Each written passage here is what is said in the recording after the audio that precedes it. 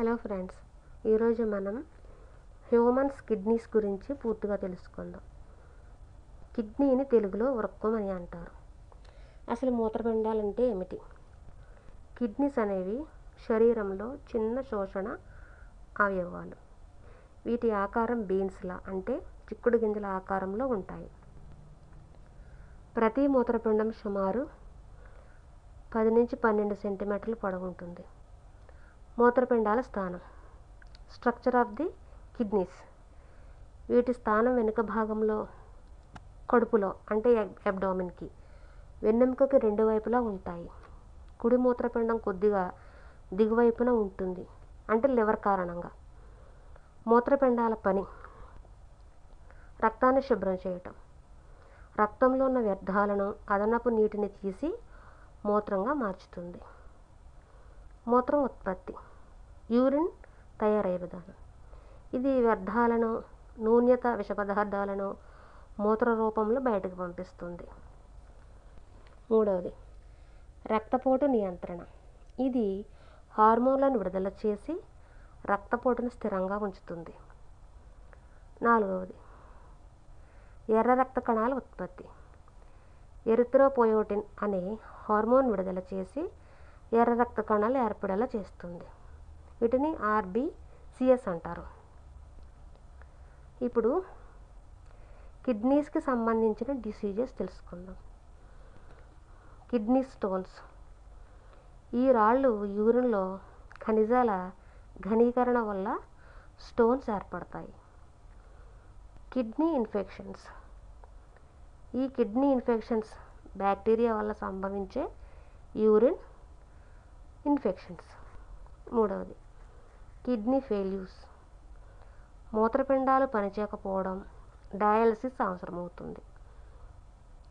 గ్లోమెరులోనెఫ్రైటిస్, urinary ట్రాన్స్ఫెక్షన్స్, వీటిని UTI అని అంటారు.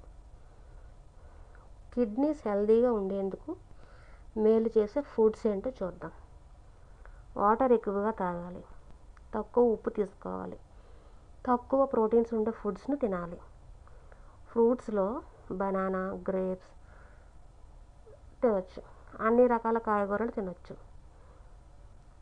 ప్రాసెస్డ్ ఫుడ్స్, ఆల్కహాల్, అధిక ప్రోటీన్ ఫుడ్ని తగ్గించాలి. కిడ్నీ డయాలసిస్ అంటే ఏమిటో చూద్దాం. డయాలసిస్ అనేది ఒక వైద్య ప్రక్రియ. ఇది కిడ్నీస్ పనిచేయకపోతే అప్పుడు శరీరంలో ఉన్న విష పదార్థాలు అంటే టాక్సిన్స్, ఉప్పులు అంటే సాల్ట్స్, నీరు ఎక్స్ట్రా వాటర్ అంటే ఎక్స్ట్రా ఫ్లూయిడ్స్ని బయటికి తీసివేసే ప్రక్రియని డయాలసిస్ అంటారు. కిడ్నీస్ ఫెయిల్ అయినప్పుడు అవి శరీరంలో వ్యర్థాలను బయటికి పంపలేవు కనుక అప్పుడు డయాలసిస్ ద్వారా ఆ పని మానవ సహజంగా అంటే హాస్పిటలైజేషన్ చేస్తారు. ఈ డయాలసిస్ 2 టైప్స్గా ఉంటుంది. సాధారణంగా హాస్పిటల్ లేదా డయాలసిస్ సెంటర్స్లో ఇవి చేస్తారు. పేషెంట్ యొక్క బ్లడ్ని డయాలసిస్ మెషిన్లోకి పంపి అందులోని వ్యర్థాలను తీసివేసి మళ్ళీ శరీరానికి పంపిస్తారు. సాధారణంగా వారానికి 2-3 టైమ్స్ చేస్తారు. ఒక్కోసారి 3 or 4 టైమ్స్ కూడా అవసరమవుతుంది. అలాగే పెరిటోనియల్ డయాలసిస్: ఇది పేషెంట్ బొడ్డులో ప్రత్యేకమైన ట్యూబ్ ద్వారా చేయబడుతుంది. శరీరంలో పెరిటోనియల్ అనే శరీర భాగాన్ని ఫిల్టర్గా ఉపయోగిస్తారు. ఈ పద్ధతిని పేషెంట్స్కు కొన్నిసార్లు ఇంట్లో చేసుకునే వీలుంటుంది. అసలు డయాలసిస్ అవసరం ఎప్పుడు అవుతుంది? కిడ్నీ 85 to 90% వరకు ఫెయిల్ అయినప్పుడు క్రానిక్ కిడ్నీ డిసీజ్, దీనిని సికేడి అని అంటారు.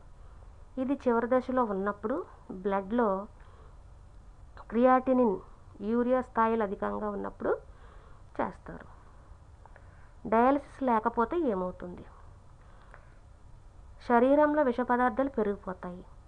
Stress, vomitings, sleepless, skin hotness, చివరికి ప్రాణాలు కూడా పోవచ్చు.